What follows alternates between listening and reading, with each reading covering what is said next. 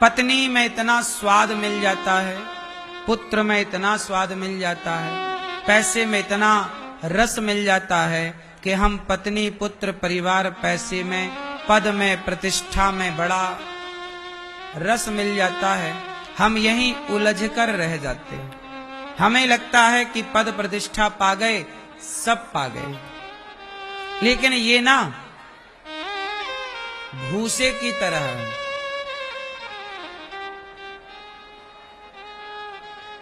इसकी कोई वैल्यू नहीं है। ये मानव शरीर जो है, इस शरीर को पाकर तब अपने को सफल मानिएगा जब आप मछली की तरह पानी के लिए जैसे मछली तड़पती, जिस दिन आप भगवान के लिए तड़पें तब समझ लेना कि आपका मानव जीवन सार्थक है। यदि वो तड़प नहीं आई और तड़प के बिना मर गए तो हर बार तड़प तड़प के मरना पड़ता है। लोग नहीं कहते वो तड़प रहा है, छटपटा रहा है। कुछ लोग तड़पते हैं दर्द के मारे, बुढ़ापे में तड़प रहे, छटपटा रहे, लेकिन वो छटपटा तो रहे हैं पर वो भगवान के लिए नहीं छटपटा रहे। जैसे एक महिला स्त्री शादी के 4 साल हो गए, बेटा नहीं हुआ, तो वो छटपटा तो रही है पर बेटे के लिए तड़प तो रही है।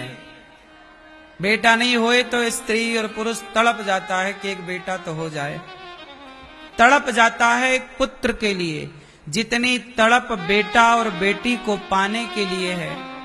एक लोभी आदमी पैसे को पाने के लिए, व्यापार को सफल बनाने के लिए नहीं छटपटा जाता, तड़प जाता है।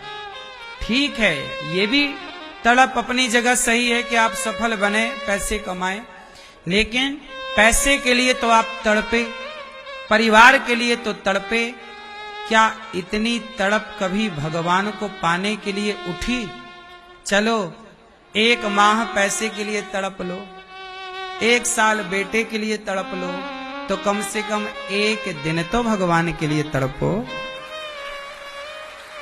विडंबना तो ये है कि आदमी 1 मिनट भी नहीं छटपटा रहा है,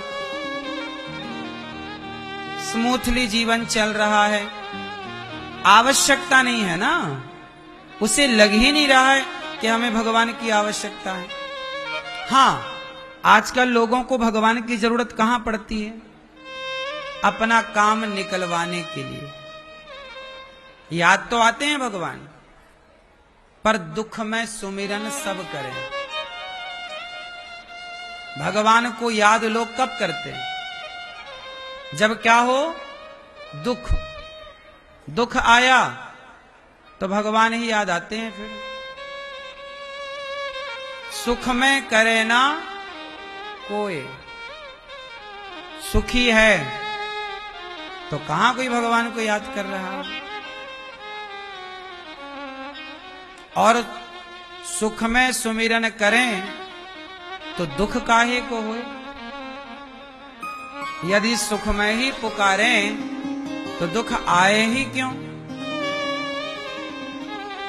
विपदा नहीं वे विपदो वा, विपत्ति किसे कहते हैं? दुख किसे कहते हैं?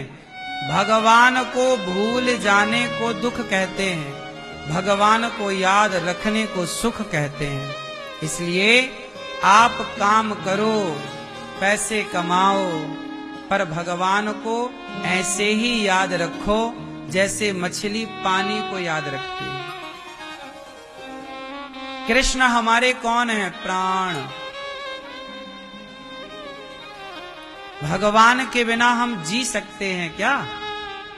सेवा के बिना हम जी सकते हैं क्या? सच बोलने के बिना झूठ बोलकर हम जी सकते हैं क्या? छल करके, निंदा करके, चुगली करके हम जी सकते हैं क्या?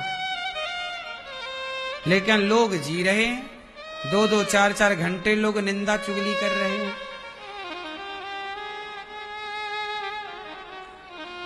क्या राजा हरिश्चंद्र झूठ बोलकर जी सकते थे? बोलो। सच के लिए बिक गए बाजार में, पत्नी बिक गई तारा, बेटा बिक गया रोहित, खुद बिक गए चांडाल के यहां काम करने लग गए। सब कुछ अपने को बेच दिया आदमी ने, पर सत्य जाने नहीं दिया।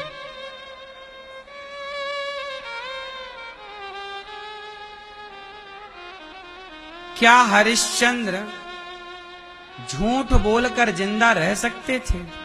हरिश्चंद्र से पूछा गया कि आपको बाजार में बिकने की क्या जरूरत थी?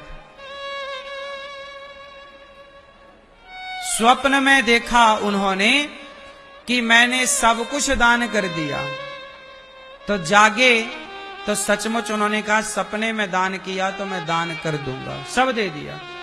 वो झूठ कह देते कि नहीं जी हमने तो दान किया ही नहीं, हम क्यों करें?